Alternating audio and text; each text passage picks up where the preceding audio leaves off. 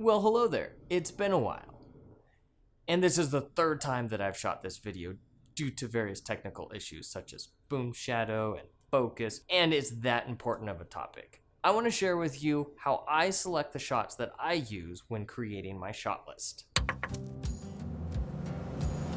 If this is the first time you're here, then why not subscribe and hit that bell notification so you can be updated every time I post new content to this channel.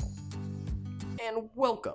So a few videos back, I made a video about how to create a shot list, but I didn't really say or share how I go about selecting the shots that I include in that shot list. It was more of how to format it and the terms to use and what they mean. I want to dive into how I select the shots that I use when creating a shot list. So why don't we create a short scene and we'll shoot it, and then I'll explain to you why I chose the shots that I did, and maybe it will inspire you and help you in creating your shot list and choosing the shots that you want to use for your movies.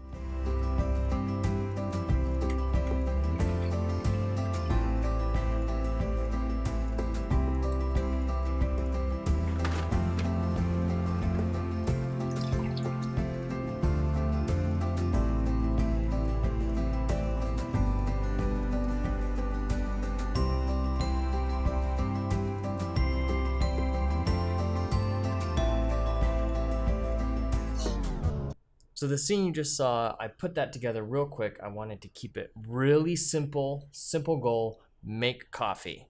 I just want to jump into it and kind of give you an idea of how I come up with shots and doing it really quickly. There's a lot less on the page than what we shot. And that's the beauty of filmmaking, is being able to come up with things that aren't on the page. And the page should tell the story in full, but then it also should inspire ideas that go beyond the page. So let's take a look. One thing I want to do is first identify my main character. As you can tell, it came from a scene before. So what I start with is I want to choose what angle to start this scene off with.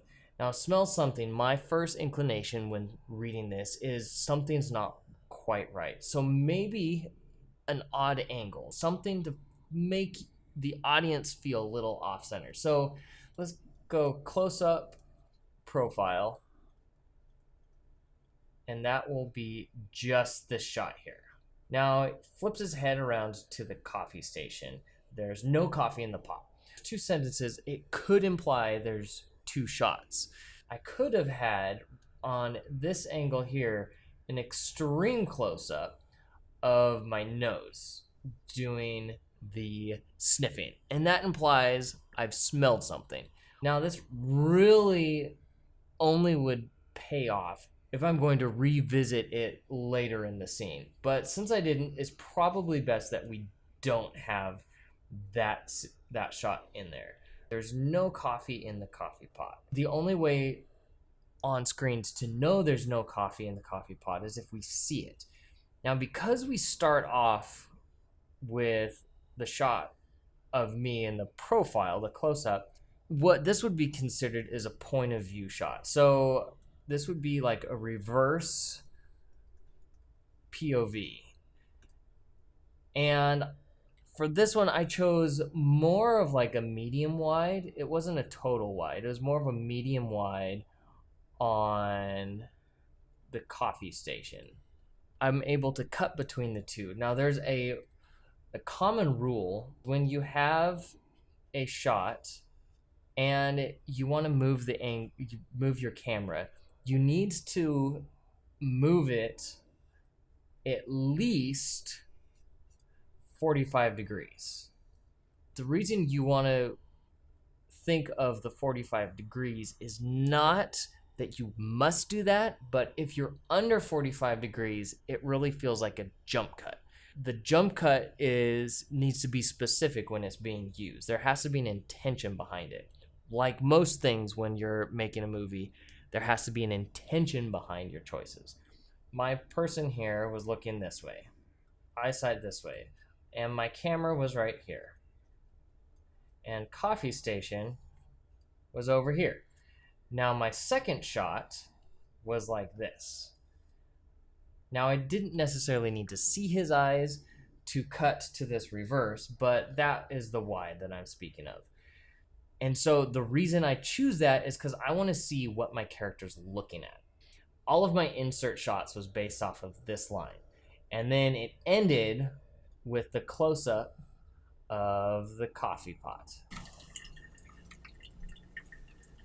This section here is all the same shot. Main thing here is I wanted to show you what my character was seeing, and that's through the POV shot. And then everything else, the deliberate, fast-paced things, really goes down to if he's being deliberate in his actions, and he seems to be very focused on the fact that there is no coffee, he must be very high-strung or something. And for some reason, this scene, where it may not make total sense in the grand scheme of things, he probably should have been tired in this, and so I could have gone a little slower with the edit. But you know, it also could be maybe coffee calms him down. He's high strung and the coffee kind of gives him a calming element. It would be a way of taking your story and putting a twist on it. Coffee, instead of waking someone up, calms them down. Hopefully that works, but that was kind of my thought process on how I chose my shots. The main ones that I was trying to be unique with was my close-ups. Shot everything in slow motion so I could do speed ramps, like slow and then ramp into it real fast. My POV shots was something so that you as the viewer could see in the same direction the stuff that the main character was looking at. So you don't do a POV shot from a perspective that's not your character's perspective, or else you're going to confuse the audience and make them think they're seeing somebody else's perspective in a scene. So it's a way to give people some grounding for your scene so you don't confuse them. Hopefully this all cuts together nicely. So hopefully that was helpful in showing you how I choose the shots that I use when I'm shooting a movie. And ideally, or hopefully, it will help to inspire you and help you shape your voice in selecting the shots that you use for your story. One thing that I just wanted to share with you, and I'm really hoping I'm in focus, because I really just kind of spun around, shot this last because it's the third time. It originally was shot first, and this coffee is pretty much gone because it's been all day. But I really enjoyed the music that I've been using, and I want to share with you some really cool stuff that you can also use as far as music for your stuff. I get asked sometimes where I get my music. I've recently been using the website Artlist.io. Now, there's other libraries out there that you use your music, but you can only use it on the YouTube platform. If you decide you want to make a movie and take it to theaters, you have to pay an additional licensing fee, and then the costs keep going up and up. Artlist has a yearly subscription that covers all sorts of different platforms, YouTube included, and Another thing is a lot of these companies, once they start upcharging you for the different platforms, the composers get zero additional compensation for this outrageous amount of money that these companies are collecting. Don't find that okay. Artlist, the composers get compensated every time you download their tracks. The bonus though is it's a yearly subscription to their entire library, and every time you get a track and use it, you can use it for your projects, whether on YouTube or another platform, and the music is good. Bonus times 2. If you sign up for a subscription using the link below, you'll get an additional 2 months added to your year-long subscription, and the music is there for you to use for perpetuity. So, another bonus. I like Artlist so far. You should check it out, and I like the fact that their artists are being compensated every time that they're being used. 2018 is almost upon us, and I just wanted to share with you a little bit of what's about to happen. I'm reworking my website. I want to be able to provide content for you on a more continual basis. So I'm really restructuring, really trying to focus in on how to be efficient with the videos that I'm shooting and the information that I'm sharing.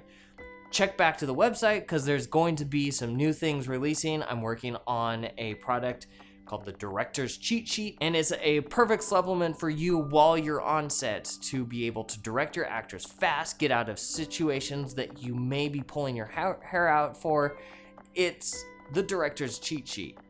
An awesome little tool that I use when I'm directing movies that gets me out of all sorts of binds and pulls in some pretty decent performances, I'd have to say myself. Look for that on the website. In addition, in 2018, you will be able to find my post-production Bible that gives you a step-by-step guide on how to set up a Premiere project, troubleshooting tips, and how to work with other editors as well as on your own, all the way to delivery. It's like the all-in-one package for post-production using Adobe Premiere. Now, this is something that I've developed and learned through all of my years working in TV as an assistant editor before I moved on to become an editor, and it's very useful to have. And ideally, you'd be able to take this, work on a show as an assistant editor, not have to spend days and weeks building your own, just use this tool, and then when you move on to the next one, you've got your post-production Bible all ready to go, and it trained people on how to troubleshoot and maximize efficiency. Look for that in 2018, along with the Director's Cheat Sheet and a bunch of other little things that will be popping up, and I'll share them with you as they become available. Stay tuned, subscribe if you haven't already, hit that bell notification, and drink coffee or something, and I'll see you in the next video. I really hope this is in focus this time.